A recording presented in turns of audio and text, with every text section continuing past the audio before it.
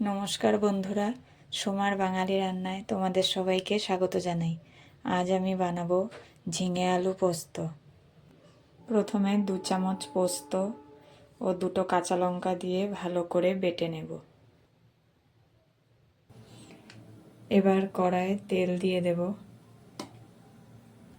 তেল গরম হয়ে গেছে, এবারে দিয়ে দেব একটি কাঁচা শুকনো লঙ্কা, 1/2 চামচ কালো জিরে। এবারে দিয়ে দেব কেটে রাখা আলু।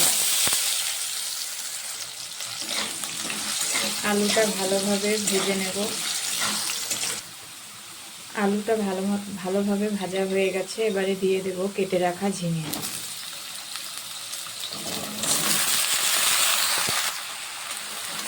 এবারে ভালোভাবে নেড়ে চেড়ে নেব। দিয়ে দেব 1 চামচ নুন, 1/2 চামচ হলুদ গুঁড়ো দিয়ে ভালোভাবে নেড়ে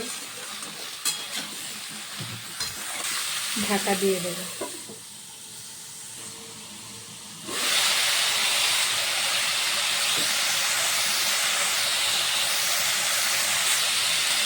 ঢাকা খুলে আবারও নেড়ে দেব। বারে বারে নেড়ে দিতে হবে।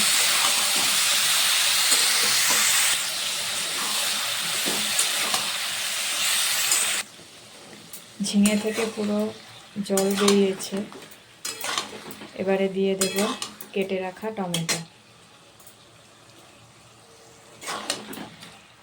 ভালোভাবে নেড়ে চেড়ে আবারও ঢেকে দেব।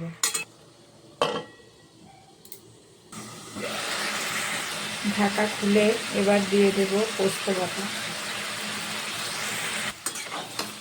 ভালো করে মিশিয়ে নেব।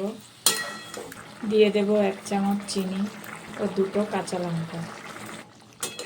তরকারিটা প্রায় হয়ে এসছে, এবারে নামিয়ে নেব। তৈরি হয়ে গেল ঝিঙে আলু পোস্ত।